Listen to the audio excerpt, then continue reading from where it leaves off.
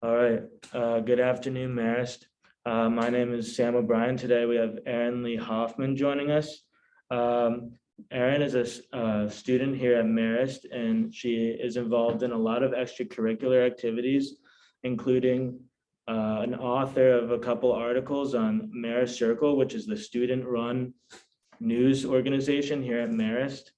So I'd just like to introduce you. Thank you so much for coming. I appreciate your time. Absolutely. Now, can you talk about your latest article, Marist Mask Mandate? It's time to reevaluate. Yeah, so I was given the opportunity to write this as during our meetings, we're able to claim stories. So our editor who does the opinion section gave us some prompts and I picked to do the mask mandate. So for me personally, I just have a background with working in a hospital before. So I have kind of seen how this pandemic plays out. And then just being on campus as a freshman during the semester last year where we had nothing really to do, lockdowns, everything like that, and then saw how this all evolved on campus. And then how this semester, with the fact that this was labeled as a temporary procedure just to see how everything would go. I believe I wrote this at the very end of October. And at that point in Marist, in the community generally, we had very low case counts and we've remained very low. Where there's really not a spot on campus right now that, to my understanding, is a hot spot for spread. For me, the only spots that I really heard about spread being an issue was in the residence halls and where you're living with everybody. Whereas in academic buildings where this is in place right now, it's not much, there's not a lot of enforcement on it right now. I see faculty and staff and security walking through and they never correct students on masking. So it kind of seems like for it being a temporary measure, there's not a lot of desire to lift it, but not a desire to really enforce it.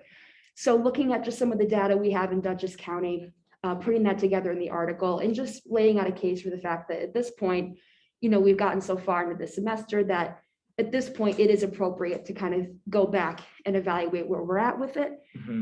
Personally, I would say, like I said in the article, it should come down to the discretion of the individual who is vaccinated. I just got my third shot. So at this point, I feel like for students who had the booster and who have been very safe on campus, I think being able to take off the mask in academic buildings would be appropriate at this point. And that doesn't mean that, if something were to happen and spread were to start, that we could go back on that. But just time to figure out where we can go from here.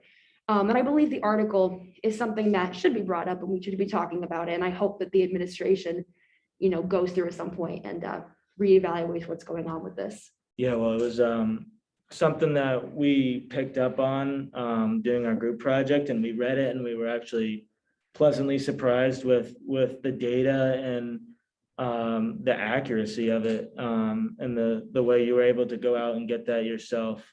And we were really impressed by that and we were able to use it. So we appreciate that. Absolutely. I was going to ask you what your motivation was for writing it, but you just gave a great answer there. So we'll just get right into it. So first, do you like wearing masks? Personally, I don't mind them just because it's something that I've been doing for a couple of years now with being on airplanes and public transport. I've worn masks before, so it's nothing terribly new to me. I also grew up in a household with my mom being a nurse for several years. She's right now in the ICU where I'm from Rochester, New York, and we're being hit very hard with COVID right now. Wow.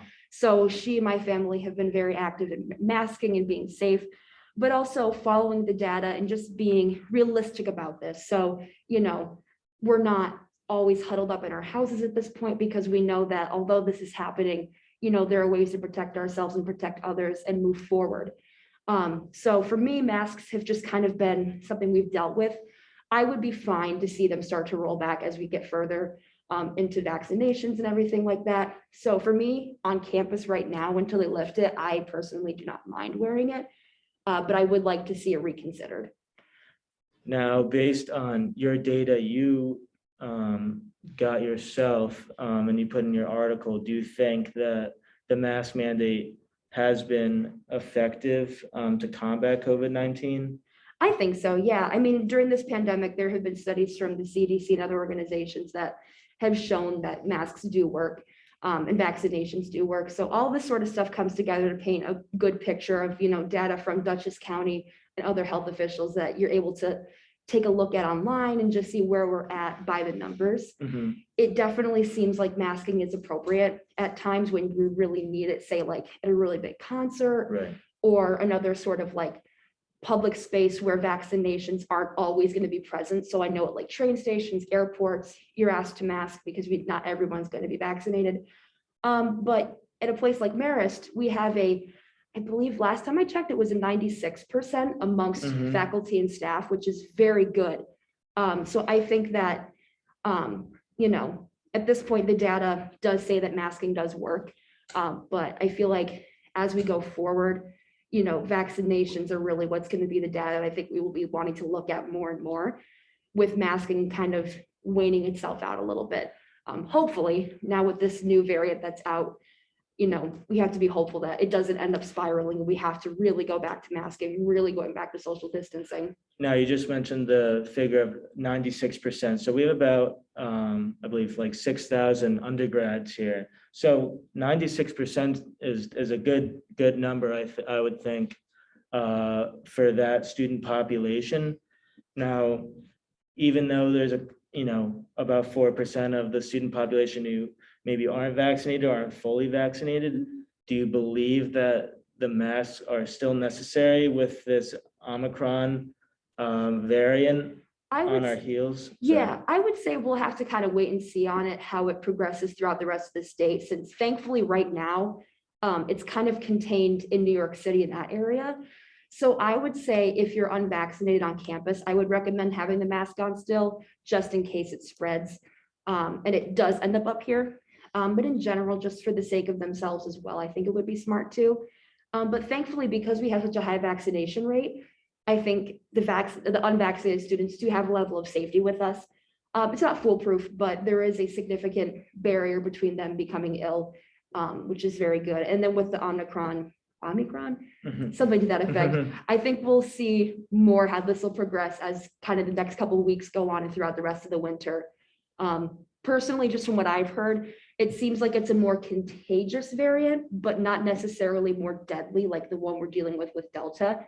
But I'd have to look in on that some more just to figure out if the data's changed or not. Now, if you're eating in a dining hall or doing an intramural or just open gym and you're in the gym, you don't have to wear a mask. How is that any different than not wearing a mask while you're in class? Because you're indoors, you're interacting with people at close range. Why is that not an issue to have to wear a mask there, but we have to wear that in class? I think that's a very valid question because that's something we've thought about. And I know my friends and some people I've discussed with, that's something we think about as well, where I would think that in a setting where you're in a gym and you're sweating, you're being in close contact with your peers during sports, and everything like that. And in a dining hall where you're eating and potentially getting germs with each other, you know, in a classroom where you're really going to be sitting, you know, relatively distanced from each other, you're not all packed in at the same desk. You know, you're not going to be talking as much more, you're going to be listening, and the teachers and the students tend to be at a relative distance that probably wouldn't be really conducive for spread. So for me, that's a very good question. And I think that it's strange to know that we've got parts of it being enforced in some areas, like in our academic buildings, you know, loosely enforced in some spots, but still enforced. And then in other areas where the spread, I think, would potentially be worse for us, you know, it's really lax at this point, especially in the dining hall, I think is where I notice it the majority of the time.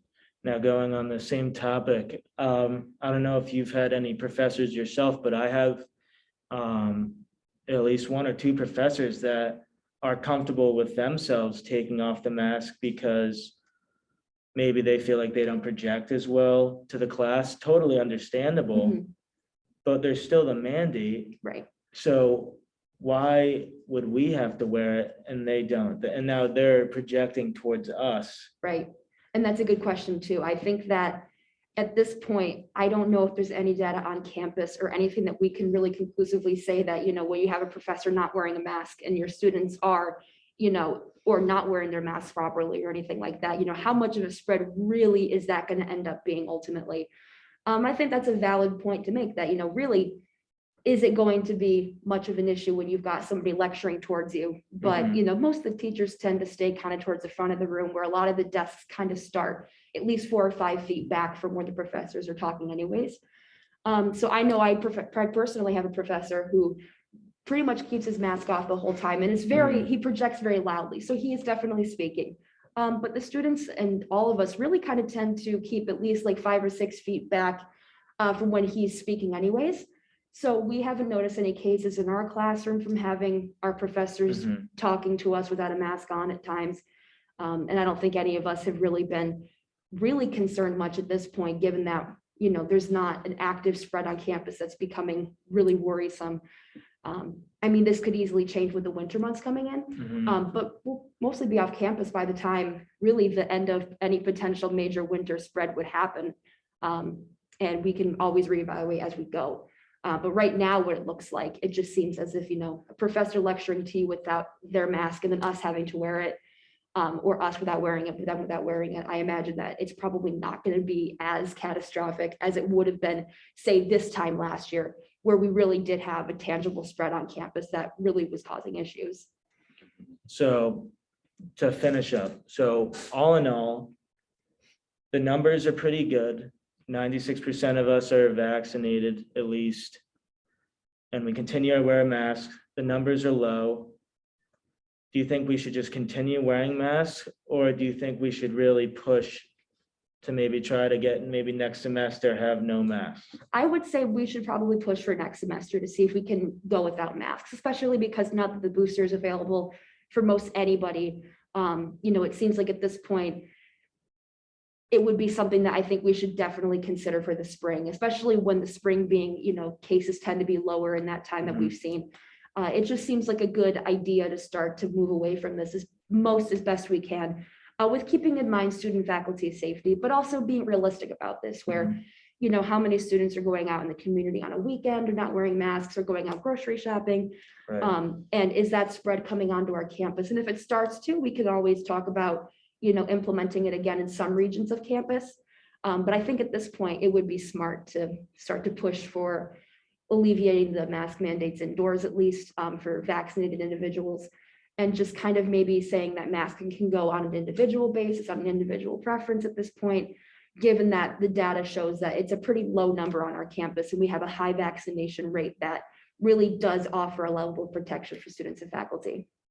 Well, that's fantastic. Again, thank you so much, Erin, for joining us. Yeah, absolutely. Thank you so much for We having me. appreciate for your time. This was great. Thank you so much. Thank you.